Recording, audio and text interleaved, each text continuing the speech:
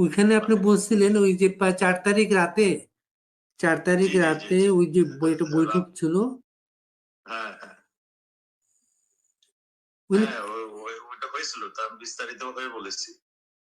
এবং উনি খুব কনফিডেন্ট নিয়ে কি বলছিলেন যে উনারা সবকিছু হ্যাঁ দেখবেন। উনি উনি খুব দায়িত্ব নিয়ে কি বলছিলেন উনারা অফকোর্স সবকিছু দেখবেন। অফকোর্স অফকোর্স অবশেষে হাসিনার আমলে স্বরাষ্ট্রমন্ত্রী কুখ্যাত আসাদুজ্জামান খান কামাল মুখ খুলেছেন। তাদের ক্ষমতা হারানোর জন্য সেনাপ্রধান জেনারেল ওয়াকারুজ্জামানকে দায়ী করেছেন। তিনি বলার চেষ্টা করেছেন সেনাপ্রধান ওয়াকারুজ্জামান তাদের সাথে সম্পূর্ণ বেইমানি করেছেন। যদি 5 আগস্ট সেনাপ্রধান জনগণের বিরুদ্ধে অবস্থান নিতেন বা হুঙ্কার দিতেন, তাহলে হয়তোবা তাদের অবস্থান পরিবর্তন হওয়ার সমাধান হইতো। তো এটা নিয়ে আরো বিশ্লেষণ করব যে আসাদুজ্জামান খান কামাল যে সম্পূর্ণ মিথ্যা বা কিছু অভিযোগ করেছেন সেটা প্রমাণ দিব। এর আগে আলোচনা এবং কল রেকর্ডটি শুনি। ইন্ডিয়ান এক্সপ্রেসের ওই বক্তব্যটা স্যার আমরা যখন পড়লাম তখন আমার মনে হচ্ছে আমরা আসলে আপনি এই কথা কোনো জিজ্ঞেসও করি নাই, জানতেও চাইনি আসলে কি হয়েছিল শেষের দিকে এসে। ওইখানে আপনি বলছিলেন ওই যে 4 তারিখ রাতে, 4 তারিখ জি জি জি রাতে জি ওই যে একটা বৈঠক ছিল। হ্যাঁ হ্যাঁ উনি হ্যাঁ ওইটা হয়েছিল, তা আমি বিস্তারিত হয়ে বলেছি। এবং উনি খুব কনফিডেন্ট নিয়ে কি বলছিলেন যে উনারা সবকিছু হ্যাঁ দেখবেন। উনি উনি খুব দায়িত্ব নিয়ে কি বলছিলেন উনারা অফকোর্স সবকিছু দেখবেন। অফকোর্স অফকোর্স আমি আমি এটাও বলেছি, তাহলে আমি এখন আসতে পারি, আর না হলে আমার ব্যবস্থা আমার করতে হবে, আমার পলিটিক্যাল ব্যবস্থা করতে হবে। বলো না, এটা আমার উপরে ছেড়ে দেবে। মানে এটার পরে আপনার আইজিপি কে বললেন উনার অধীনে সবকিছু করার জন্য। হ্যাঁ ওনারা বললাম যে আপনারা বসেন, তাহলে কালকে কি করবেন সেই অনুযায়ী ডিসিশন করেন। এরপর কি উনারা বসলেন না চলে গেছিলেন? আমি চলে আসছিলাম, যেহেতু উনি দায়িত্ব নিয়েছেন। আমার বাসাও আবারও মানে কোন কয়েকজন সেক্রেটারি সাহেব অপেক্ষা করতেছিলেন, আমি সেই জন্যই চলে গেছিলাম। এমনি কি মনে হয় ওই পরিস্থিতির কারণে আসলে ওনারা চাইলেও কিছু করতে পারেন নাই? দেখুন, একজন জেনারেল যদি একটা হুঙ্কার দিত যে উনি পদত্যাগ করছেন, সবকিছু মেনে নিয়েছেন, এখন তোমরা যার যার ঘরে যাও, না হলে আমরা অ্যাকশনে দেবো, এইটা যদি বলতেন এবং বলতেন যে আমরা মানে পুলিশের মানে পুলিশ এবং আমরা মিলে যৌথ ভাবে মিলে এটা অ্যাকশনে যাও, তোমরা ঘরে ফিরে যাও, একটা যদি হুঙ্কার দিত। আমরা তো আগেও দেখছি, জিয়া রহমান সাহেবকে দেখছি, এরশাদ সাহেবকে দেখছি, তারা হুঙ্কার দিয়েছে আর সব ব্যবস্থা হয়ে গেছে, কেউ বের হয়নি। জিয়া রহমান তো আপনার মনে আছে কয় বছর কারফিউ দিয়ে রেখেছিল রাত্রে। হ্যাঁ অনেক বছর, হ্যাঁ কারফিউ রাতে বেলা। হ্যাঁ কাজেই উপায় ছিল, উপায় ছিল। আর্মি জেনারেল যদি ডাটের থাকতো তাহলে এটা অবশ্যই ট্যাকল দিতে পারতো। এটা হলো আমার বক্তব্য। আমরা আমরা পুলিশের উপরে যদি উনি ছেড়ে দিতেন আর আমাদের জনগণের উপরে ছেড়ে দিতেন, তাহলে ট্যাকল পেয়ে যেত। আমাকে একজন পুলিশ অফিসার বলছেন যেরকম পুলিশ হেডকোয়ার্টারের যে স্ক্রিনে আর কি সারা ঢাকা শহরের বিভিন্ন অ্যাঙ্গেলের ক্যামেরা গুলো আছে, ওই ক্যামেরায় তারা দেখতেছিলেন বিভিন্ন জায়গা থেকে পথ ছেড়ে দেওয়া হচ্ছে এবং ওদেরকে ভিতরে ঢুকতে দেওয়া হচ্ছে। শুধু ঢুকতে দেওয়া হয়েছে না, উত্তরায় তারা ফুলও ছিটিয়েছে। এবং আসলে গণভবনের গণভবনে যখন ঢুকতে দিল তাদেরকে পথ ছেড়ে দিল, ওই ছবিটা লাইভ দেখে মনে হয় সারা ঢাকায় সারা দেশে আক্রমণটা শুরু হয়ে গেল সেটা। হ্যাঁ ওইটা যখন উত্তরা ছেড়ে দিল এবং তাদের ফুল ছিটালো, এই ভিডিওটা চলে গেছে সমস্ত ঢাকায়। তখন ওই যাত্রাবাড়ি ওইখান থেকে মানে ছেড়ে দেওয়া হলো, শাহবাগে ইউনিভার্সিটি থেকে চলে আসলো, মোহাম্মদপুরে আগে থেকে একটু ওই যে ইসেরা মাদ্রাসার শিক্ষক ছাত্ররা এখানে জড়ো হয়েছিল, তারাও চলে আসলো। চলে আসে সব, একটা সেনাবাহিনী প্রধান যদি গণভবন রক্ষা করতে পারে না, এটা কি আপনার বিশ্বাস করেন? এটা তো অবশ্যই। এটাই হলো কথা। যাই হোক, আর কি শুনতে চান?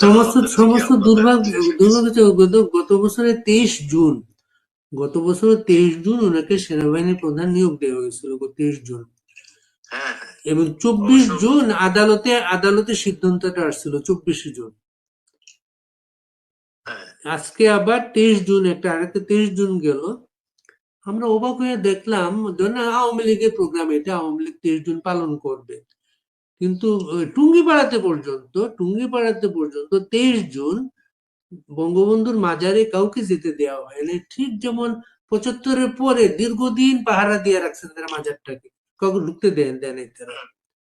ঠিক, জি কিন্তু এখন কিন্তু একই অবস্থা, কিন্তু সেটা জি সেটাই একই রকম। আরেকটা আমাদের এখন এরা নির্বাচন করতে চাচ্ছেন, আমাদেরকে বাইরে রেখে আমাদের নামে মামলা দিয়ে যাতে আমরা না ঢুকি, সেই জন্য সেইভাবেই তারা ব্যবস্থা নিচ্ছে। এবং একটা নির্বাচন হয়তো দিয়েও দিতে পারে, করেও ফেলতে পারে, কারণ আমরা তো সব মেরুদণ্ডহীন লোকের সঙ্গে আছি, তো মুশকিল হয়েছে একটু। আমাদের মেরুদণ্ডহীন মানে কি বলতে, মেরুদণ্ডহীনটা কি? আমাদের সেনাপতির কথা বলছি আর কি। আচ্ছা আচ্ছা আচ্ছা। এবং উল্টো কালকে একটা ভাইরাল হয়েছে, একটা সেনাবাহিনীর অফিসার বলতেছেন কোন জায়গায় কোন শিক্ষক আওয়ামী লীগ করতো, গোয়েন্দা তথ্য পাইয়া তারা তাকে ধরছেন গিয়া, আর এমন যাতে কেউ করতে না পারে। এবং শিক্ষকেরা রাজনীতি করেন ঢাকা ইউনিভার্সিটিতে, লাল দল সাদা দল আছে, শিক্ষকদের রাজনীতি নিষিদ্ধ না সেটা আর্মিদের বোঝাবে কে? এবং দুর্ভাগ্য হচ্ছে এখন তো দেশে তো সামরিক শাসন তো নাই। এটা আপনার আর্মি চিফের একটা ইন্টারভিউ চান, দেখেন কি বলে। আরেকটা ব্যাপার হচ্ছে, এখন কি আপনাদের মনে হয় যে আপনাদের বিভিন্ন রাজনৈতিক কর্মী, আপনার একটা রাজনৈতিক দল, আপনার আমাদের আমি আমি আমি আমেরিকা এই দিওয়ালে আমি একটা ইন্টারভিউ দিয়েছি যে আমাদের দেওয়ালের দিক থেকে গিয়েছে, কাজেই আমরা এখন নিজেকে বাঁচতে হলে আমাদের যেটা করতে হবে, যেটা বঙ্গবন্ধু ডাক দিয়েছিলেন, যা কিছু আছে নিয়ে ঝাঁপায় পড়ো, আমরা তাই ছাড়া আর আমাদের কোনো উপায় নেই। আমরা হয়তো সেই দিকে আস্তে আস্তে যাব। এটার জন্য মনে করেন আপনাদের কোনো মেসেজ নাই, কারো কাছে কোনো মেসেজ নাই। যেমন লন্ডনে যে প্রোগ্রাম হয়েছে 23 জুন, বিশাল ব্যাপার লন্ডনে, এবং নানা জায়গায় বাইরে প্রোগ্রাম হচ্ছে, দেশে বিচ্ছিন্ন ভাবে কাজগুলো হচ্ছে, দেশে অনেকে কাজ করতে চায়। এটা দেখেন, আপনি তো সাংবাদিক মানুষ, সব খবর জানেন। ওয়ার্ড লেভেলের মেম্বার যারা আওয়ামী লীগকে ভালোবাসে, ঠিক ভোট দিতে যায়, এর চেয়ে বেশি তো কিছু করে না তারা, তাদের নামে পর্যন্ত মামলা, তারাও পর্যন্ত বাড়ি ছাড়া পেয়ে গেছে। মানে ইসের মানুষ চলে গেছে, ওই ঢাকার মানুষ চলে গেছে ময়মনসিংহ এর মানুষ গেছে দিনাজপুর, আর যারা নেতা তারা সব এই ভারতবর্ষে চলে আসছে। এখন তো মানে আমরা যাকেই দাঁড়া করতেছে, তাকেই অ্যারেস্ট করতেছে, তাকে নিয়ে ঝামেলা শুরু করে দিয়েছে। তো এইরকম একটা পরিস্থিতি। তো 5 আগস্টের পরে কখন আপনি যান ভারতে? কোথায়? ভারতে? হ্যাঁ হ্যাঁ, আমি প্রায় 1 মাস ছিলাম ঢাকাতে। তারপরে বাধ্য হয়ে দেখলাম আমাকে খুঁজতে একবারই তছনছ করে ফেলছে, আর একবারে মানে এইখানে সেখানে যাচ্ছে, তখন আমি চলে আসছি। মানে এরপরে একটা ছবি পাওয়া গেছিল, অনলাইনে আসছিল, এটা পার্কে বসা, কলকাতার একটা পার্কে বসা আপনি। হ্যাঁ, ওইটা তো সেপ্টেম্বর মাসে, সেপ্টেম্বর কি অক্টোবরে। আপনি সেপ্টেম্বরের আগে গেছেন তাই তো? না, আমি 9 সেপ্টেম্বর গেছি। আচ্ছা আচ্ছা। পার্কে আসছিলাম, ওখানে আমাদের কয়েকজন নেতা ওখানে দাঁড়িয়েছিল, অসীম কুমার উকিল, তার স্ত্রী, এরা দাঁড়িয়েছিল। আমাকে একটু আমি গাড়িতে যাচ্ছিলাম, তখন আমাদের ডাক দিল, তাই পার্কের ভিতরে ঢুকেছিলাম। আর মনে করেন আপনারা আসলে এই যে মনে করেন আপনাদের ছাড়া একটা ইলেকশন করার চেষ্টা চলতেছে, শেখ হাসিনার বিরুদ্ধে মামলায় তারা উকিল নিয়োগ দিচ্ছে, তারা একজন দিয়েছে, আমাদের ফাঁসি ঘোষণা করে দিবে, তাহলে তো আমরা অনুপযুক্ত হয়ে যাবো অফিসের জন্য। মামলায় উকিল যাকে ঘোষণা দেওয়া হয়েছে তিনি শেখ হাসিনার ফাঁসি চান, তিনিও শেখ হাসিনার ফাঁসি চান। হ্যাঁ, সে তো জামাতের লোক। বাদী বিবাদী সবাই কিন্তু এক পক্ষে, কিন্তু এখানে হ্যাঁ, হ্যাঁ। এই কারণে কি আপনারা কোনো আমাদের উকিল দিচ্ছেন না কোর্টে? আমাদের কোনো উকিল ঢুকতে দেয় না। আরে এটা জানেন হুম, না আপনি? হ্যাঁ, হ্যাঁ। আমাদের কোনো উকিল ঢুকতে দিচ্ছে না। এবং এই আইনে নাকি এইরকম যে আমি যদি উকিল রাখি তাহলে আমার কোর্টে মানে কোর্টে এসে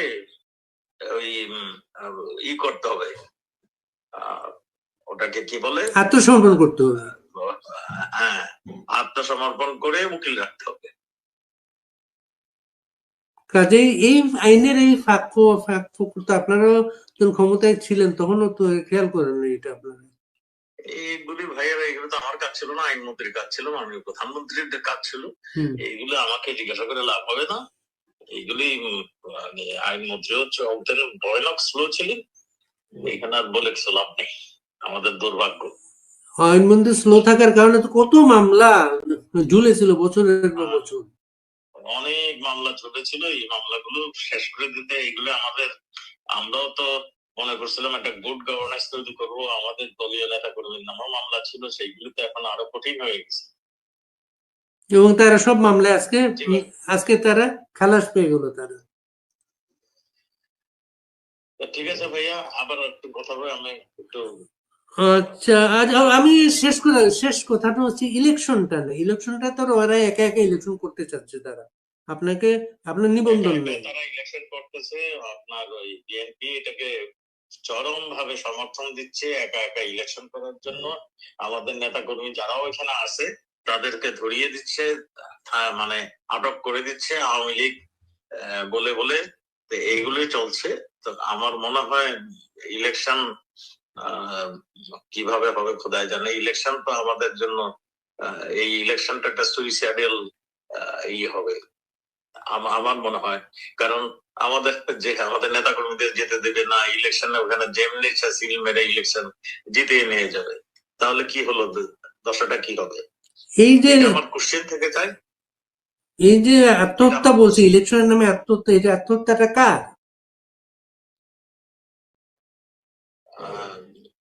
কোনটা বললেন? ওই যে ইলেকশনটা বলতেছেন একজনে আত্মহত্যার সামিল হবে, এটা আত্মহত্যাটা কার? ইলেকশন মানে এটা আমার পার্সোনাল কথা।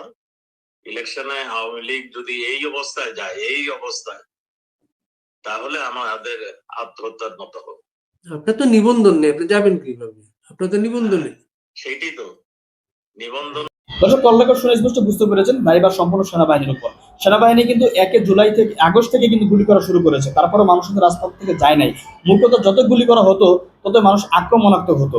তো সেনাবাহিনী যদি বেইমানিটা না করতো তাহলে হয়তো আসাদুজ্জামান খান কামাল আজকে এই অভিযোগ করার সুযোগ পেতেন না। সেনাপ্রধান নিজে বাঁচার জন্য, হাসিনা এবং আওয়ামী লীগকে বাঁচার জন্য তিনি সিদ্ধান্ত নিয়েছেন, যে বুদ্ধি বা যে জ্ঞানটা আওয়ামী লীগের কোনো নেতাদের ছিল না। সেনাপ্রধান যদি গুলি করতেন তাহলে হয়তোবা আরো রক্তাক্ত অবস্থা হতো, কিন্তু আওয়ামী লীগের নেতারা দেশ থেকে পালিয়ে যাওয়ার সুযোগ পেতেন না এবং আওয়ামী লীগের নেতারা শান্তিতে থাকতে পারতেন না, তাদেরকে গণহত্যার মতো ভাবে মেরে ফেলা হতো। কারণ যদি সেনাবাহিনীর ক্ষেত্রে যুদ্ধক্ষেত্র অবস্থা তৈরি হয়ে যেত বাংলাদেশের মানুষের সাথে। তো আজকে যে অবস্থা, এখন আসাদুজ্জামান খান কামাল সহ আওয়ামী লীগের নেতারা কথা বলতে পারছে, আইনমন্ত্রী সেনাবাহিনীর কারণে পারছে। তো যাই হোক প্রিয় দর্শক, আমরা সেনাবাহিনী এমনই তো চাই যে সেনাবাহিনী জনগণ বিরোধী হবে না, যে সেনাবাহিনী জনগণের মুখোমুখি হবে না। এই সেনাবাহিনী এই কাজটি করেছে। এখানে তাদের সাথে আওয়ামী লীগের সাথে গাদ্দারি হতে পারে, কিন্তু তারা দেশের সাথে তারা যেই কাজটা করা দরকার সেই কাজটা করেছে।